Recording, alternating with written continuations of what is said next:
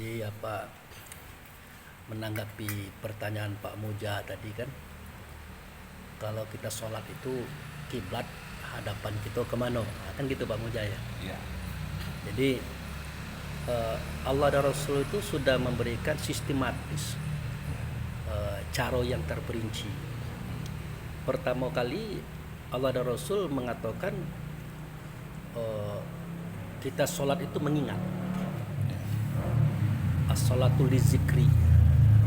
Sholat itu mengingat. Artinya memang dengan ingatan. Pertanyaannya yang diingat itu siapa? Gitu kan.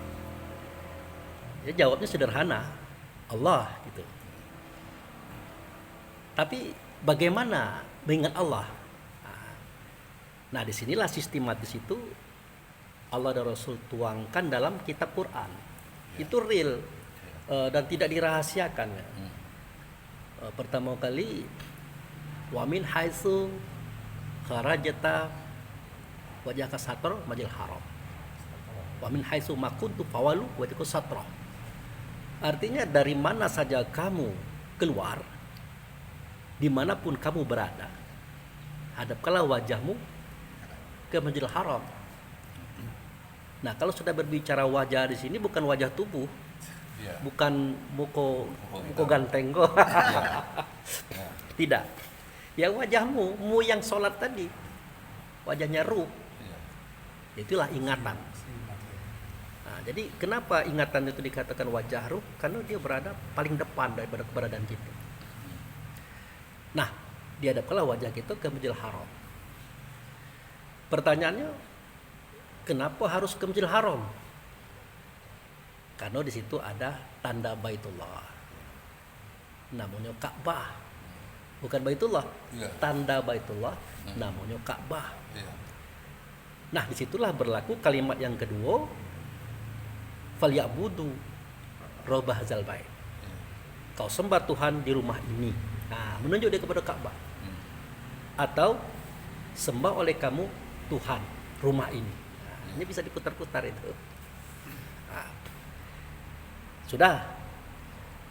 Akhirnya kita katakan oke, aku akan hadapkan ingatanku kepada Masjidil Haram yang itu ada Ka'bah.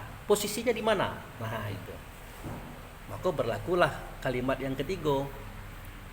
Fatahgizu mim maqama Ibrahim musholla. Kamu ambil sebagian makom Ibrahim, ya kamu sholatlah di situ. Nah, makom Ibrahim itu terletak depan Ka'bah itu, Pak Muja. Di depan ya. Ya, insya Allah nanti Pak Muja ada rezeki umroh kan.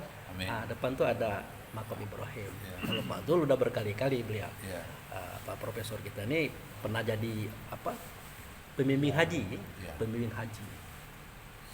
Jadi kalau sebagian makom itu artinya boleh sebagian sini, boleh seberang situ, boleh di sini dan di situ. Yang penting Ka'bah itu di tengah-tengah itu. Nah, sudah. Formulasi yang berikutnya itu adalah kita masuk ke dalam Ka'bah. Makanya dalam surat An-Nur itu dikatakan tidak apa-apa kamu memasuki rumah yang kosong. Nah, itu. Tidak apa-apa kamu memasuki rumah yang kosong. Nah, rumah yang kosong maksudnya itu kita masuk ke dalam Ka'bah itu, ingatan gitu. Kosong memang.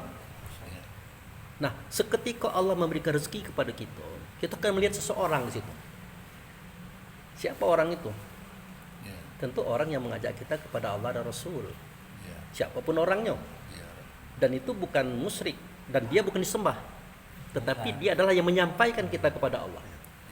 Jadi dia itu wasilah. Kebanyakan orang salah paham, wah si Pak Abu itu, Pak Muja, Pak Prof, Pak Epi itu menyembah si A, si B. Tidak. Beliau itu adalah wasilah yang menjadi perantara antara kita dengan Allah. Nah, siapa yang kita lihat di situ? Tadi sudah disampaikan oleh Pak Prof sedikit kalimat itu.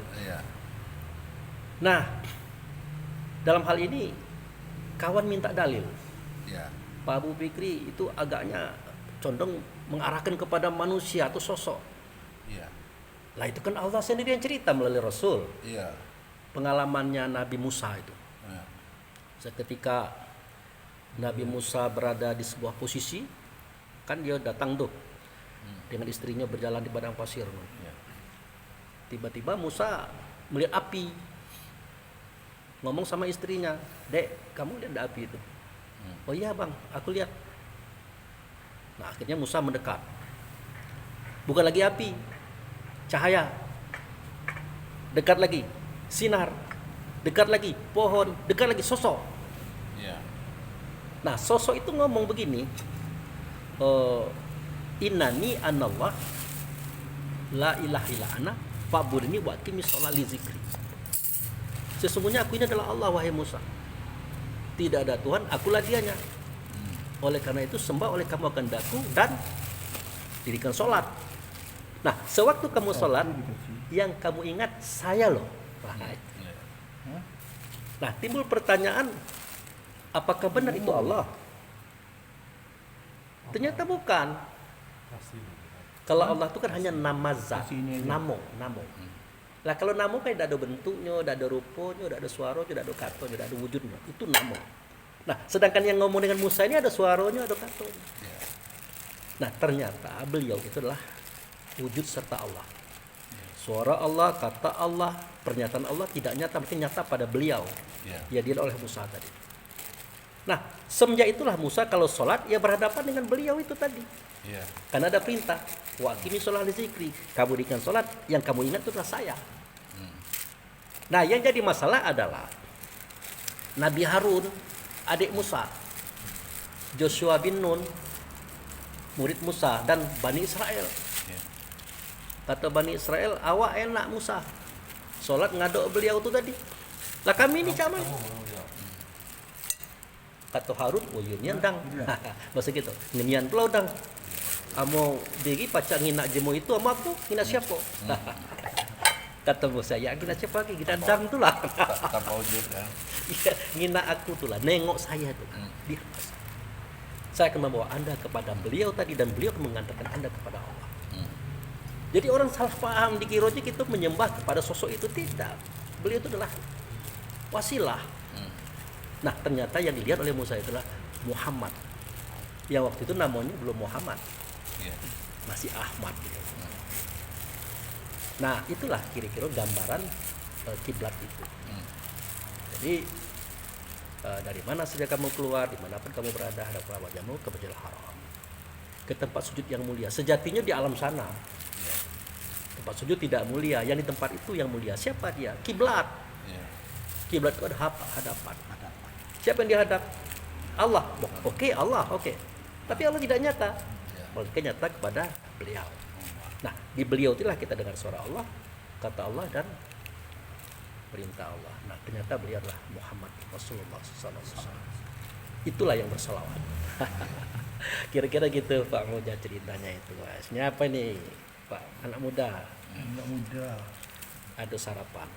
Kita pengen terus ceramah tapi sarapan ini bermasalah kalau lagi makan ya Pak Moja. Sarapan jasmani. Sarapan dulu gitu. Santapan jasmani. Salah itu. Juga ini action. Lagi ditonton kawan. Pak Kiai meritik terus itu. Tidak, mau kira Pak Bu Iko salah. Lo kan ambil kan marah. Oke, sip.